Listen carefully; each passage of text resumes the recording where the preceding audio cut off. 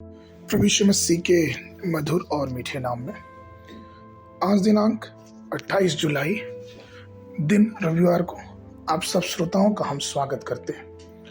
आज के दिन के लिए जो वचन है वो लिया गया नीति वचन की पुस्तक उसका 11 अध्याय 24 पद। वचन कहता है, ऐसे हैं जो छितरा देते हैं तो भी उनकी बढ़ती ही होती, और ऐसे भी हैं जो यथार्थ से कम देते हैं और इससे उसकी घटती भी होती है।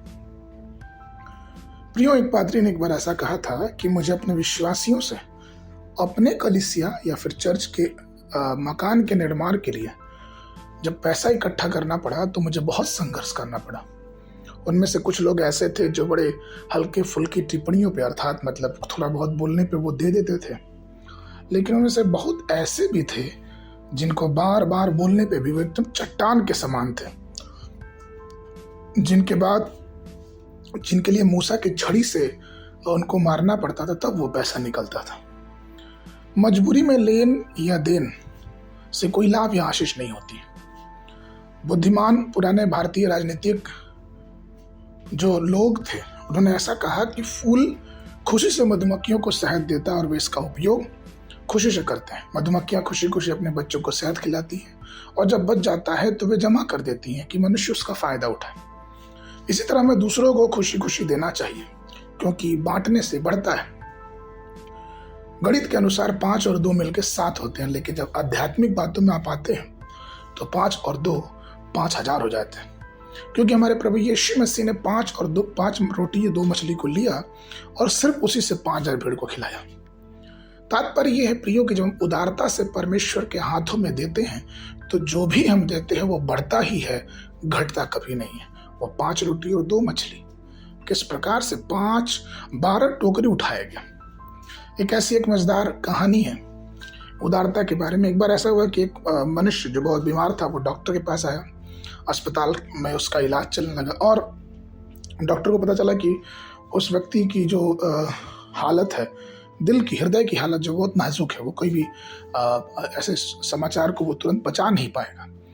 और जब तक उस डॉक्टर को, उस कर्मचारियों को पता चला कि जो व्यक्ति अस्पताल में भर्ती है उसको 10 लाख की लॉटरी लगी है, तो डॉक्टर ने अपने कर्मचारियों को बोला कि सुनो, उसका दिल बहुत कमज़ोर है, उसको तुम ये सब बातें नहीं बताओगे, मैं जाऊंगा उसको बताने, मुझे मालूम है कि मुझे कैसे बात करना है। तो डॉक्टर रोगी के पास गया।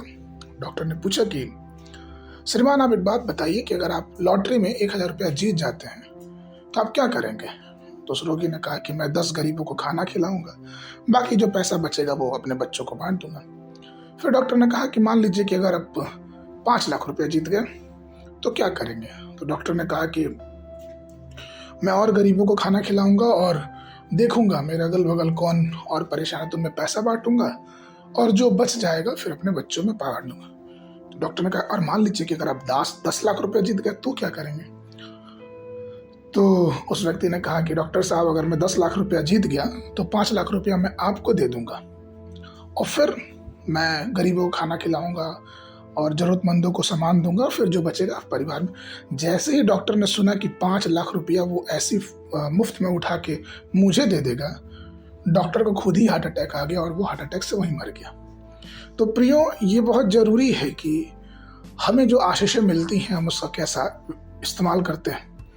जब हमें धन मिले तो हम ठोकर ना खाएं, हम सुख विलास में ना गिर जाएं, पाप में ना गिर जाएं, लेकिन परमेश्वर को धन्यवाद दें और उसके अनुग्रह, उसकी दया में हम आगे बढ़ते जाएं तो हमारा धन और भी बढ़ेगा।